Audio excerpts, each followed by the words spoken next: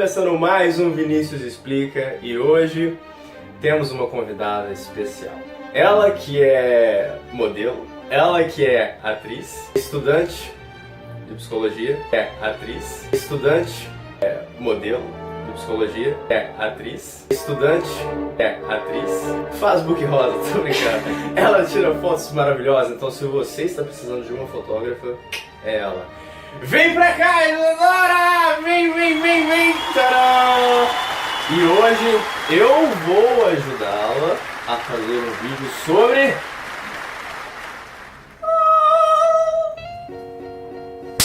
Me responde aqui, Isadora, o que é esse tal behaviorismo? Que cargas d'água é isso? Eu gastei todo gastei tudo agora. Ele tá aprendendo português. Behaviorismo é uma vertente da psicologia que busca estudar e compreender os comportamentos, focando em fatos observáveis, sem fazer recurso à introspecção. Quando você diz fatos observáveis, você quer dizer o quê? O que você pode observar, né? Você mexe a mão, eu vejo, você chora, eu Ai, você ri, eu vejo. Agora então o termo behaviorismo, ele vem de behavior, que é comportamento. E esse termo ele foi utilizado pela primeira vez em 1913 por John B. Watson, em um artigo denominado Psicologia como os behavioristas a veem. E ele diz mais ou menos o seguinte: Dai-me uma dúzia de crianças saudáveis, bem formadas, O Jackson tá aqui em cima. em um ambiente para criá-las que eu próprio especificarei, e garanto que, tornando qualquer uma delas ao acaso, prepará-la-ei... Oh, caralho, por que não fala? Para tornar-se qualquer tipo de especialista que eu selecione. Um médico, advogado, artista, comerciante... YouTuber. E sim, até um ladrão. Independentemente dos seus talentos, pendores, tendências, aptidões, vocações e raça de seus ancestrais. Sobre a origem, nasceu como uma reação à introspecção e à psicanálise, que tentavam lidar com o funcionamento interior e não observável da mente. O behaviorismo, ele forneceu algo concreto na época para os psicólogos que estavam precisando de algo concreto para ser estudado, que foi muito bom. E graças aos experimentos, eles podiam estar observando essa nova vertente do estudo para diferentes sujeitos e diferentes condições também. Inicialmente, behaviorismo era visto como uma via de mão única, só o ambiente influenciava no comportamento do homem. Mas com as descobertas de Skinner, percebeu que é uma via de mão única. O homem atua sobre o ambiente e o ambiente atua sobre o homem. Ou seja, você é protagonista do seu próprio destino. Não. Mas enfim, é isso. É basicamente essa visão que o behaviorismo tem hoje em dia. Daí uma certa teoria veio para remexer as coisas, a teoria da... Evolução. O que acontece? Essa teoria fez com que alguns psicólogos percebessem que alguns traços mentais nossos poderiam ser encontrados em outras espécies, mesmo que de forma mais simples e rudimentar. Esses psicólogos, eles começaram experiências com animais ali pelo fim do século XIX e início do século XX. E não só experiências com animais, também começaram a realizar, Watson, experiências com seres humanos. E uma dessas, eu acho que você quer citar aí. Sim, eu vou falar. Que é o Watson, a ideia de pegar crianças e transformá-las no que ele quer, ele pegou uma criança num orfanato, é o pequeno Albert, esse não é o nome dele, porque além de ser antiético, mas ele pensou um pouco e falou, não vou falar da identidade da criança. Ele pegou essa criança, colocou numa sala fechada e colocou um animal peludo na frente. Mas não vou falar o nome porque é antiético, mas deixar trancado lá. Deixa eu foder a psicologia. E pegou um animal branco, se eu não me engano é um coelho. E toda vez que esse menino ia em direção ao coelho, ele acionava um sino muito alto que provocava algumas reações bem ruins na criança. Ela chorava, ela ficava desesperada, com medo. E ele fazendo isso várias vezes, todas as vezes que ele se movimentava para o animal. Até que, só dele ver o bichinho sem o barulho, ele já começava a chorar, a dar taquicardia. E aí o que aconteceu?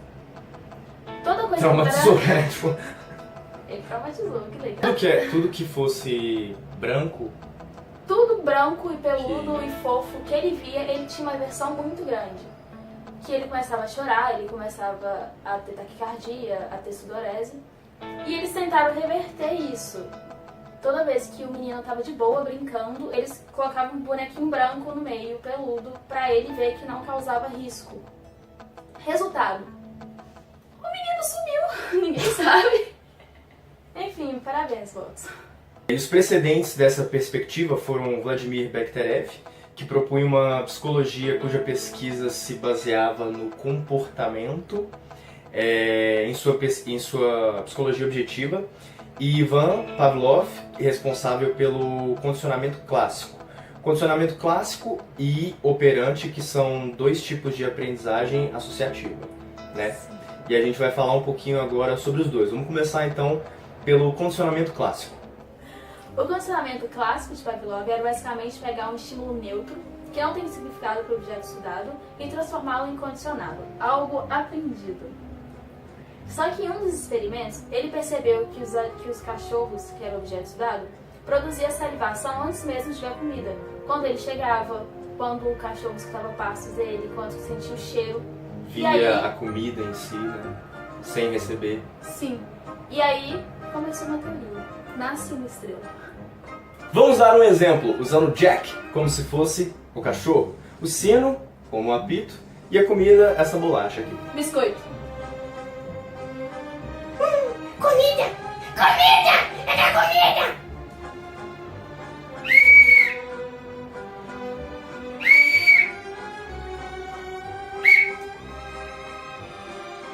Comida! Comida! Comida!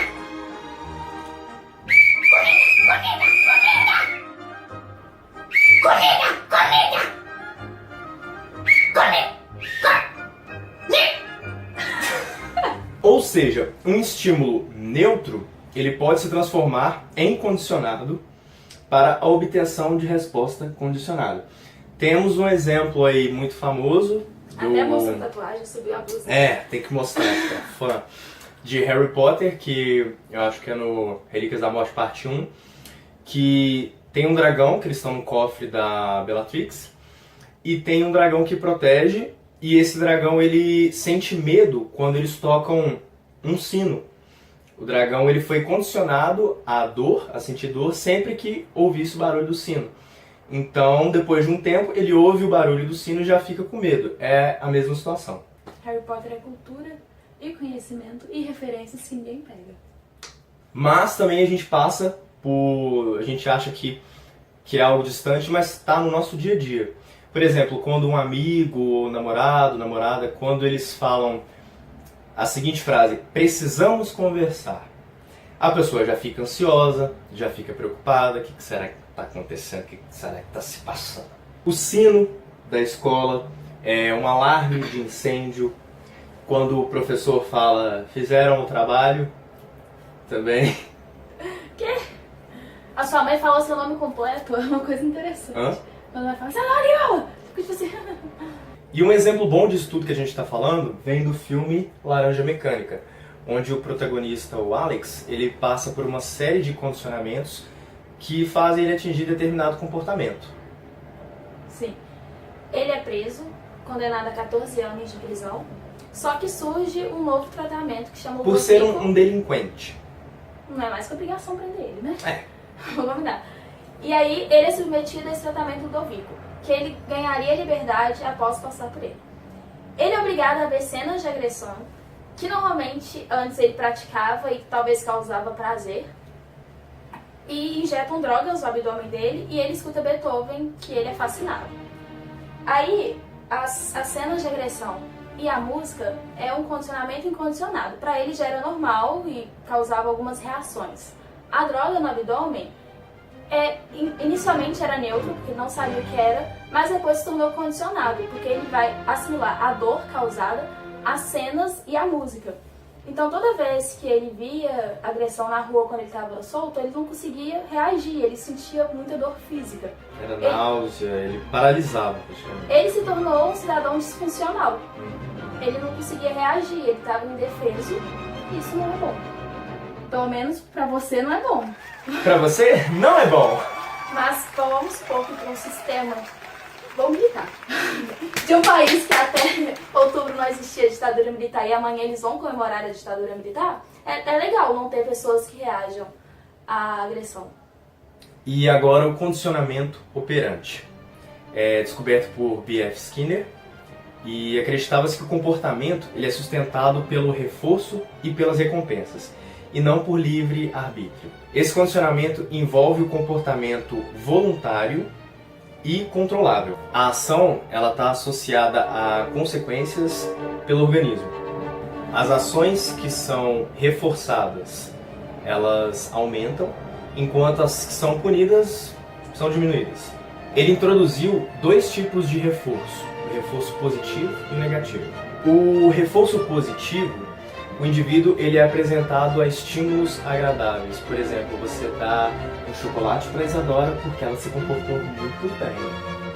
E o reforço negativo seria a ausência de estímulos desagradáveis.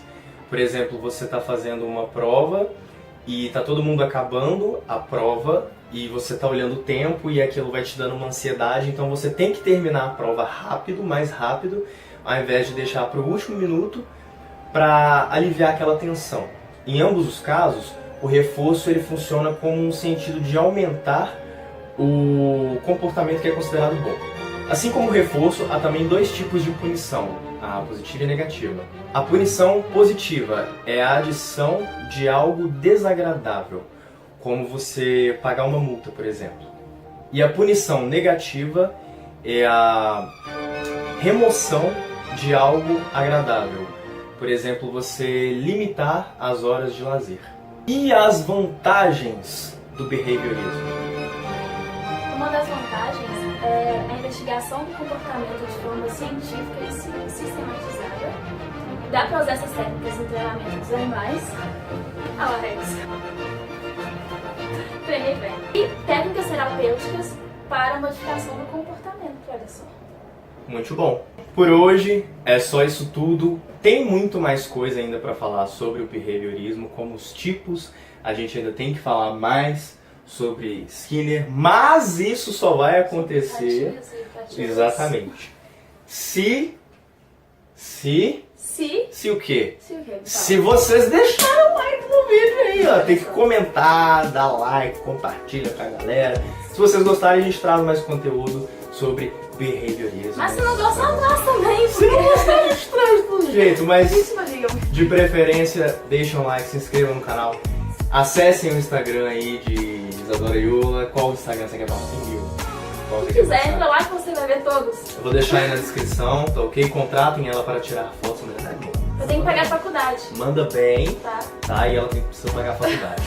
Então é isso, obrigado, Isadora. Muito obrigado. A gente decidiu da mão. E é isso, até o próximo vídeo. Valeu. Você tem que estar aqui do meu lado, senão na edição você vai estar desaparecendo toda Não, hora. é porque eu ia te apoiar. Eu não queria aparecer. Mas... Eu ia cortar, mas agora eu vou pôr.